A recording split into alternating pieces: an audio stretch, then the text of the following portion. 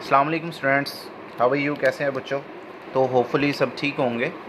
तो बच्चों, अब हम अल्कीन्स के बारे में एक लास्ट पॉइंट डिस्कस करने जा रहे हैं। जिस तरह मैंने कहा था अल्कीन के बारे में भी 5 पॉइंट्स हमने डिस्कस किए थे, अल्कीन के बारे में भी वही 5 पॉइंट डिस्कस किए हैं। पहले नॉमेनक्लेचर, फिर मेथड्स ऑफ प्रेपरेशन, फिर फिज़िकल प्रॉपर्टीज़, फिर केमिकल प्रॉपर्टीज़ और लास्ट पे हम यूजेस ऑफ अल्कीन्स की बात करने जा रहे हैं। ठीक है, अब इसमें देखें जी, कुछ यूजेस हमने एनलिस्ट कर लिए हैं। उससे पहले आपको बताता चलूँ, जनरल अल्कीन के यूजेस डिस्कस नहीं होंगे। रिप्रेजेंटेटिव मेंबर जो अल्कीन का हम जिसकी बात करते हैं अब तक, ईथीन, उसके यूजेस के ऊपर बात होगी। तो एक तरह से यूजेस ऑफ ईथीन के बारे में बात करेंगे। और बेटे मैं आपको बताता चलूँ, it's very very very important topic. ठीक है, अक्सर पेपर में वो इस बारे में हमें शॉर्ट आंसर ज़रूर पूछता है। जनरल यूजेस पे पूछ लिया जाता है, मतलब यूजेस लिखें, 4 uses, 5 uses, write down the uses. तो इसके अलावा इसके अंदर भी क्वेश्चन मौजूद है जो बहुत इंपॉर्टेंट है, तो इस लिहाज से काफ़ी इंपॉर्टेंट है ये। तो देखते हैं जी एक एक करके। मैन्युफैक्चर ऑफ पॉलीथीन, तो पहले सबसे यूज़ हम पढ़ रहे हैं मैन्युफैक्चर ऑफ पॉलीथीन, कि ईथीन की मदद से हम पॉलीथीन बना सकते हैं। पॉलीथीन क्या है बेटे? एक पॉलीमर है। आपको अगर पॉलीमराइजेशन की वीडियो आपने देखी है तो उसमें मैंने आपको बताया था कि अगर हम क्या करें, हम ईथीन ले लें और उसकी पॉलीमराइजेशन करवाएं, मतलब एन टाइम इस यूनिट को रिपीट करवाएं under specific conditions of temperature and pressure, then you get a polymer, जिसको आप इस तरह से रिप्रेजेंट करते हो ये। और ये यूनिट एन टाइम्स रिपीट हो रहा होता है क्योंकि आपने एन मॉलिक्यूल लिए थे। तो बेटा ये जो चीज़ बनती है इसका नाम होता है पॉलीथीन। अब ये एक प्लास्टिक मटेरियल है, एक पॉलीमर प्लास्टिक है, जिससे आप डिफरेंट किस्म की जो है वो प्लास्टिक वैराइटीज़ अपनी रोज़मर्रा ज़िंदगी में, डेली लाइफ में आप देखते हो, लेकिन आपको पता नहीं होता कि ये उसका बना हुआ है। जैसे बच्चों के जो टॉयज़ होते हैं, प्लास्टिक टॉयज़, जिससे बच्चे अक्सर आपको खेलते नज़र आते हैं, तो वो जो प्लास्टिक टॉयज़ होते हैं वो किसके बने हुए होते हैं? असल में पॉलीथीन के बने होते हैं। ठीक है, इसी तरह केबल्स, ये जो तारें होती हैं, देखें ज़रा, इन पे कवरिंग्स होती हैं ना, प्लास्टिक मटेरियल की एक कवरिंग होती है केबल्स के ऊपर, वो इसकी हो सकती है। इसके अलावा बैग्स, प्लास्टिक बैग्स आपके पास होते हैं डिफरेंट किस्म के, जिनमें आप शॉपिंग करते हैं, चीज़ें ख़रीदते हैं, वो प्लास्टिक बैग्स भी इसके होते हैं। ठीक है, और इसके अलावा आपके पास जो है वो डिफरेंट बॉक्सेस प्लास्टिक के, जैसे लंच बॉक्सेस, ये इस तरह की और पैकिंग मटेरियल में बॉक्सेस इस्तेमाल होते हैं। ये सारे के सारे यूजेस हैं पॉलीथीन के। ठीक है, तो मे भी आपसे शॉर्ट आंसर में ये पूछा जाए what is polythene, how it is formed, write down its uses, तो you can mention all these. ठीक है, चलें। तो नेक्स्ट हमारे पास जो यूज़ है बेटे इथीन का, वो है जी आर्टिफिशियल राइपनिंग ऑफ फ्रूट्स। फलों के मसनूई तौर पर पकाने के लिए हम इस्तेमाल करते हैं ईथीन को। अच्छा बच्चे, मैं आपको बताता चलूँ, ईथीन बेसिकली पता है क्या है? ईथीन बुनियादी तौर पे एक प्लांट हार्मोन है। हार्मोन समझते हैं? अब सेकेंड ईयर में आप पढ़ रहे हैं बायोलॉजी में, आप इसको तफसील से पढ़ेंगे कि हार्मोन्स क्या हैं, कौन कौन से हार्मोन्स, नाम तो आपने पहले भी सुने ही होंगे। प्लांट हार्मोन्स, या मतलब यूँ समझ लें कि बॉडी के अंदर, प्लांट बॉडी या एनिमल बॉडी के अंदर स्पेसिफिक किस्म के केमिकल मैसेंजर्स जो बॉडी में डिफरेंट फंक्शंस को करवाते हैं, वो हार्मोन्स हैं। प्लांट हार्मोन है ये एक। और प्लांट हार्मोन ये करते क्या हैं? प्लांट्स के जो डिफरेंट फिजियोलॉजिकल फंक्शंस होते हैं ना, मतलब फिजियोलॉजिकल जो चीज़ें, एक्टिविटीज़ जो प्लांट के अंदर हो रही होती हैं, उनको ये एक्सप्रेस करवाते हैं as gene expression. Gene expression सब समझते हैं। जैसे देखें, प्लांट में जीन एक्सप्रेशन हो सकता है अभी प्लांट की ग्रोथ के बारे में, प्लांट का कद कितना होगा, हाइट कितनी होगी, फ्रूट किस तरह का देगा, कितना देगा, इस पे सीड किस तरह के लगेंगे, कितने लगेंगे, ये सारी चीज़ें हार्मोन्स के कंट्रोल में।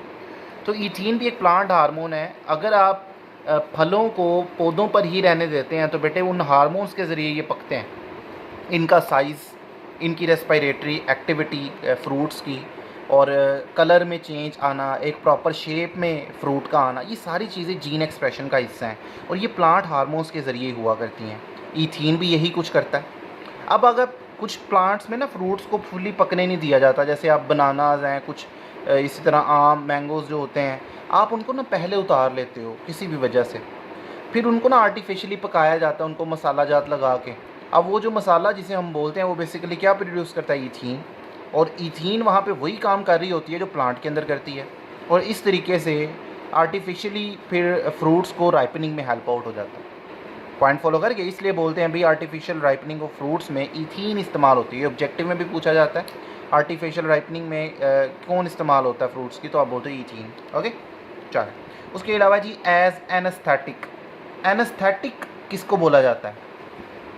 बेहोश करने वाली दवा। मतलब कोई भी चीज़ जो आपकी सेंसेस को ख़त्म करे, बेहोश करने वाली, यानी बेहोश कर दे आपको, वो चीज़ कहलाती है एनेस्थेटिक या एनेस्थीसिया बोला जाता है उसको। तो बेटा ये जो अल्कीन्स में इथीन है ये भी एक एनेस्थीसिया है, ठीक है, इथाइलिन एनेस्थीसिया भी इसको बोला जाता है। तो ये मतलब सर्जरी वगैरह जो डॉक्टर्स करते हैं उसमें भी इस्तेमाल हो सकता है। पेशेंट्स मतलब रेस्टलेस हो जाते हैं सम टाइम, तो वो मतलब ट्रीटमेंट नहीं देने देते, तो इसलिए फिर हम उसको एनेस्थीसिया देकर उनका ट्रीटमेंट किया करते हैं, ठीक है। और वह डिफरेंट किस्म की सर्जरीज़ में, ऑपरेशंस में इसको एनेस्थेटिक के तौर पर इस्तेमाल किया जाता रहा, ठीक है बच्चों। चलें, इसके अलावा हमारे पास जो यूजेस हैं वो क्या हैं? Preparation of mustard gas. तो बेटा ये बहुत बड़ा पॉइंट है, बहुत इंपॉर्टेंट है। अलग से शॉर्ट आंसर में आपसे पूछा जाता है what is mustard gas, how it is prepared, या what do you know about mustard gas. तो बेटा जितना भी हमारे टेक्स्ट बुक में मौजूद है आपको वो लिख देना है, चाहे उसको क्वेश्चन कुछ भी हो, मस्टर्ड गैस के ऊपर हो सही, आपने वो तमाम बातें उसको बता देनी है। तो बेटे इससे ना मस्टर्ड गैस बनाई जा सकती है इथीन से। कैसे बनाई जाती है सबसे पहले यही देख लेते हैं। बच्चे आपको क्या करना होता है, आपको इथीन का रिएक्शन करवाना पड़ता है सल्फ़र मोनोक्लोराइड से, ठीक है, सल्फ़र मोनोक्लोराइड। अच्छा देखिए क्या मोनोक्लोराइड रहे हैं, लिख डाई रहे हैं। असल में बच्चे ये ना एक डाइमर है, मतलब डाइमर ऐसे केमिकल्स, ऐसे कंपाउंड्स होते हैं जो अकेले नहीं रह सकते, तो दो दो यूनिट मिल के रहते हैं। तो है ये मोनोक्लोराइड ही, HCl इसका फार्मूला होता है, लेकिन दो यूनिट ना इकट्ठे जुड़ के रहते हैं डाइमर की शक्ल में, H2Cl2। तो सल्फ़र मोनोक्लोराइड से जब इसका रिएक्शन आप करवाते हैं तो इसके दो मॉलिक्यूल्स इस्तेमाल होते हैं और आपके पास ना कुछ इस तरह का स्ट्रक्चर बन जाता है। दो क्लोरीन जाके लगते हैं, डबल बॉन्ड टूट जाते हैं, दो इथाइल आपके पास कुछ ना इस सेंस में कि एक सल्फ़र इस तरह रह जाता है सेंटर में, और जो दो CH2 यूनिट्स हैं, एक ऊपर CH2 यूनिट CH2 और एक नीचे CH2, डबल बॉन्ड यकीनन टूट चुके हैं। जो दोनों का एक एक बॉन्ड फ्री हुआ वो सल्फ़र से बना लिया, और दूसरा जो फ्री हुआ वो एक क्लोरीन और इधर दूसरा क्लोरीन। तो बच्चे ये जो केमिकल, ये जो चीज़ बनी है, इसको आप बोलते हो ये मस्टर्ड गैस है। क्या है ये? मस्टर्ड गैस है। इसको आयोपिक नेम देना हो तो आप समटाइम यूँ कर लेते हो, ये कार्बन 1, ये 2, ये 1, ये 1 डैश या 2 डैश, इस तरह। तो क्लोरीन की दोनों पोजीशन 2 और 2 डैश में हैं, तो आप इसको लिख लेते हो 2, 2 डैश डाई क्लोरो। आपने पोजीशन बताई क्लोरीन की, die chloro ethyl sulphide, sulphur की मौजूदगी, तो इसको मस्टर्ड गैस बोला जाता है, ठीक है। बुक में, हमारे टेक्स्ट बुक में इस तरह, या इसको बीटा बीटा डैश भी समटाइम बोल देते हैं। अगर इसको मैं अल्फ़ा कार्बन बोल दूँ, इसको बीटा, ये अल्फ़ा डैश हो जाएगा, ये बीटा डैश हो जाएगा। तो बीटा और beta dash dichloroethyl sulphide भी इसको बोल देते हैं, या फिर इसको यूँ भी बोला जाता है, बिस ब्रैकेट में आप बोल देते हो डाई क्लोरो, बिस डाई क्लोरो इथाइल। अब देखें, 20 कहने का मतलब है 2 टाइम्स। क्या 2 टाइम्स है? जो ब्रैकेट में लिखा हुआ है डाई क्लोरो इथाइल 2 टाइम्स है ना, तो आप इसको बोलते हैं फिर सल्फाइड,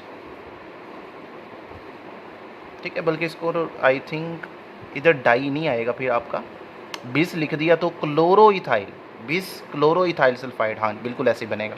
तो 20 क्लोरो इथाइल सल्फाइड भी इसको बोल देते हैं, ठीक है। तो अगर आप 20 नहीं लगाएंगे तो डाई लगाते, die chloro di ethyl sulphide भी इसको बोला जाता है, लेकिन किताब में ये चीज़ मेंशन है तो आप इसी को यूज़ करें। वैसे आपको डिफरेंट नेम्स मैंने आपको बता दिए हैं इसके, ठीक है। अच्छा, तो बेटा इसके बारे में ना कुछ मस्टर्ड गैस के बारे में कुछ इन्फॉर्मेटिव चीज़ें हैं जो हमें पता होनी चाहिए और हमें यहाँ ज़रूर मेंशन करनी है। तो पहली चीज़ के बारे में ये है बेटा, ये जो मस्टर्ड गैस है ये बुनियादी तौर पे एक केमिकल वेपन है, मतलब एक हथियार है, केमिकल हथियार, जो आप बल्कि माजी में इस्तेमाल होता रहा है। वर्ल्ड वॉर 1 में, पहली जंग अज़ीम जो थी वर्ल्ड वॉर 1 में, इसको केमिकल वेपन के तौर पे यूज़ किया गया, ठीक है। जर्मनी में, जर्मन के कुछ साइंटिस्ट थे, जर्मनी एम्पायर के लिए इसको बनाया गया था। अब इसकी कुछ प्रॉपर्टीज़ हैं, अब वो प्रॉपर्टीज़ सुन ले ज़रा क्या है, एक एक करके उसको डिस्कस करते हैं। भाई पहले नंबर पे इसको मस्टर्ड गैस क्यों कहते हैं? उसकी रीज़न है इसकी मस्टर्ड लाइक ऑर्डर। मस्टर्ड किसे बोलते हैं? मस्टर्ड बोलते हैं बेटे सरसों के पौधे। आपने पढ़ा कि ब्रासिका कंपेस्ट्रस, जिसे आप मस्टर्ड प्लांट बोलते हो, तो इसकी ना सरसों जैसी स्मेल होती है या लहसुन जैसी होती है, तो इसको बोलते हैं मस्टर्ड लाइक ऑर्डर। उसकी वजह से इसको हमने नाम दिया हुआ मस्टर्ड गैस, क्योंकि इसकी स्मेल वैसी है, ठीक है। और दूसरी इंपॉर्टेंट बात अगर इसके बारे में आपको बताई जाए वो ये है, इट्स नॉट अ गैस। कह रहे हैं मस्टर्ड गैस, मतलब यही जहन में आता है भी कोई गैस होगी। भाई ये गैस नहीं है, इट्स नॉट अ गैस। भाई गैस नहीं है तो फिर ये क्या है? It's a high boiling liquid. High boiling किसे बोलते हैं? जिसका बॉइलिंग पॉइंट ज़्यादा हो। तो ये एक हाई बॉइलिंग लिक्विड है। तो बॉइलिंग पॉइंट इसका कितना होता है? इसका बॉइलिंग पॉइंट होता है 198 डिग्री सेल्सियस में। पानी से तो देखें, पानी 100 डिग्री सेल्सियस पे बॉयल करता है, एक बड़ा टेम्परेचर है, 198 डबल तकरीबन। तो ये हाई बॉइलिंग लिक्विड होता है। भाई ये गैस अगर नहीं है तो फिर इसको मस्टर्ड गैस कहते क्यों हैं?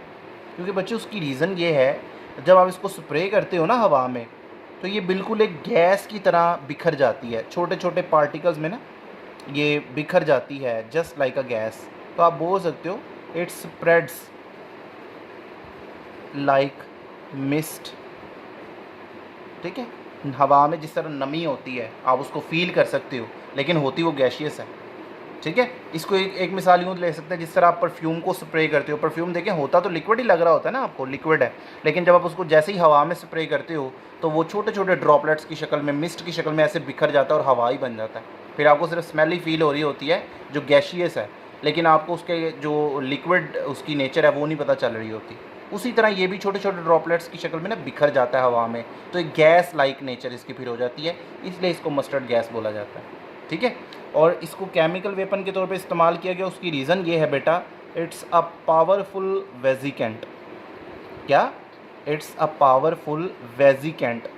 वेजिकेंट हम किसको बोला करते हैं बेटा? वेजिकेंट एक ऐसी चीज़ होती है विच कॉजेज ब्लिस्टर्स, जो ज़ख़म बना दे। ब्लिस्टर्स बोलते हैं छालों को, आबले स्किन पे जो बन जाते हैं। तो बेटे जहाँ पर भी ये गिरेगी वहाँ पर ये क्या बना देगी? स्किन के ऊपर ब्लिस्टर्स बना देगी, आबले ज़ख़म बन जाएंगे, और साथ साथ लंग्स के अंदर भी ज़ख़म बन जाते हैं। तो कुछ पॉइजनस इफेक्ट भी इसका होता है थोड़ा बहुत। तो इस वजह से ये फिर क्या होती है? केमिकल वेपन के तौर पर इस्तेमाल होती है, क्योंकि ये एक वेजिकेंट है। फॉलो करेंगे? तो बेटा जब मस्टर्ड गैस के ऊपर क्वेश्चन आएगा तो इसी तरह आपको उसकी प्रेपरेशन भी दिखानी होगी इथीन से, और उसकी प्रॉपर्टीज़ को भी आपको एक एक करके बताना पड़ेगा। क्लियर है? तो ये बड़ा इंपॉर्टेंट पॉइंट था कि इथीन मस्टर्ड गैस बनाने में इस्तेमाल होती है। ठीक है, उसके बाद लास्ट पॉइंट हम डिस्कस कर रहे हैं, और वो हमारे पास है जी प्रेपरेशन ऑफ अदर कंपाउंड्स। कि मस्टर्ड गैस के अलावा और बहुत सारे कंपाउंड्स इससे बन सकते हैं, कुछ हमने लिख लिए हैं भाई। ग्लाइकोल्स बन सकते हैं इससे। ग्लाइकोल्स मैंने आपको बताया था, विसिनल डाईहाइड्रोक्सी कंपाउंड्स, जो हमने बनाए भी थे। कैसे बनाए थे याद है आपको? चलिए मैं बना के दिखा देता हूँ। ये इथीन थी आपके पास, और आपने इसको बनाया बेयर्स रीजेंट से मिलाया था। बेयर्स रीजेंट क्या था?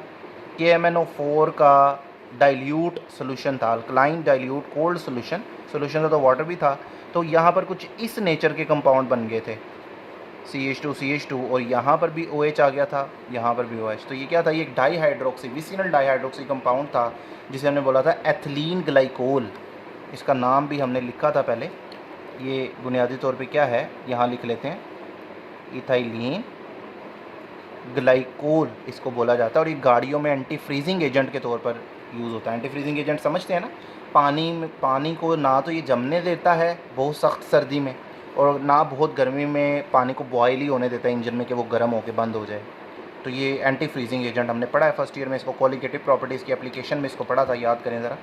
चलें, तो सेकेंड है जी इथाइल हैलाइड, इससे बनते हैं, मतलब हैलोजिनेटेड अल्केन्स आप कह सकते हैं। तो आपको ये याद होगा हैलोजिनेशन ऑफ इथीन हमने जब करवाई थी, तो इसमें हैलोजन में X2 ले लेता हूँ जनरल, क्योंकि हैलाइड बनाना है ना।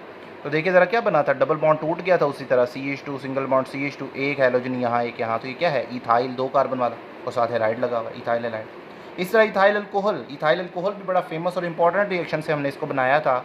हाइड्रेशन ऑफ इथीन है, उसमें वाटर ऐड करवाया था हमने, किसकी मौजूदगी में? H2SO4।